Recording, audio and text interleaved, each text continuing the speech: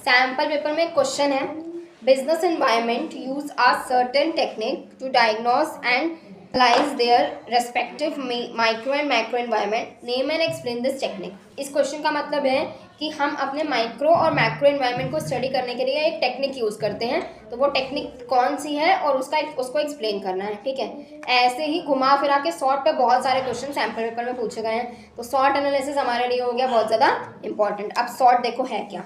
Short मतलब strength, weakness, opportunities और threads जो हमारे बिजनेस के अराउंड हैं। ठीक है, अब देखो आ जाओ। स्ट्रेंथ का मतलब हमारी इनहेरेंट कैपेसिटी।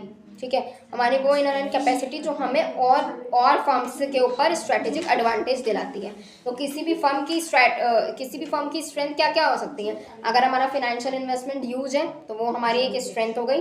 अगर हमारे पास स्टाफ अच्छा है, मोटिवेटेड है, कॉम्पिटेंस वाला स्टाफ है तो वो हमारे लिए एक स्ट्रेंथ हो गई। टेक्नोलॉजीज अगर हम लेटेस्ट यूज़ कर रहे हैं हमारी स्ट्रेंथ हो गई। अगर हमारा ब्रांड ऑलरेडी वेल एस्टैब्लिश्ड है तो वो हमारे लिए स्ट्रेंथ हो गई। और हमारी मैनेजमेंट टीम अगर स्ट्रांग है तो वो भी हमारे लिए स्ट्रेंथ हो गई।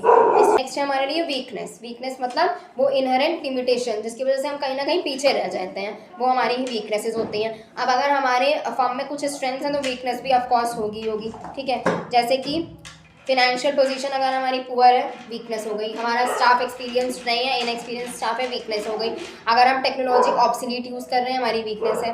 अगर हम ब्रांड है बट अभी अननोन है तो वो भी हमारे लिए नोन ब्रांड्स के ऊपर वीकनेस ही है। ठीक है, और वीक मैनेजमेंट टीम है तो ये हमारे लिए वीकनेस। इस नेक्स्ट आ जाएंगे अपॉर्चुनिटीज़। अपॉर्चुनिटीज़ देखो क्या होता है। अगर इन्वायरमेंट देखो, हमने पढ़ा इन्वायरमेंट चेंज होती रहती है। अगर इन्वायरमेंट में कुछ ऐसा चेंज आया जो हमारे लिए फेवरेबल है तो वो हमें अपॉर्चुनिटी की तरह मिल गया। ठीक है, जो ये होती हैं opportunities, favourable changes in the environment. Opportunities क्या क्या हो सकती हैं। अगर गवर्नमेंट की पॉलिसीज़ लिबरल आई, अच्छी आई, हमारे लिए अपॉर्चुनिटी हो गई। अगर इंटरेस्ट रेट चीज़ों पे डिक्लाइन हो रहे हैं तो हमारे लिए ये अपॉर्चुनिटी हो गई।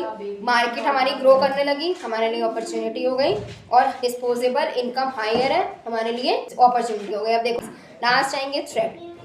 एनवायरनमेंट में चेंज हुआ है और कुछ ऐसा चेंज हुआ है जो अनफेवरेबल है, हमारे लिए अच्छा नहीं है, तो हमारे लिए थ्रेट हो गई।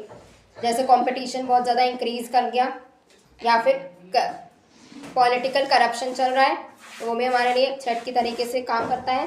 फॉरेन मार्केट में इन्वेस्टमेंट रिस्की हो गया, वो भी हमारे लिए थ्रेट हो गया। और चीपर सब्स्टिट्यूट्स मार्केट में आ गए तो वो भी हमारे लिए थ्रेट हो गया।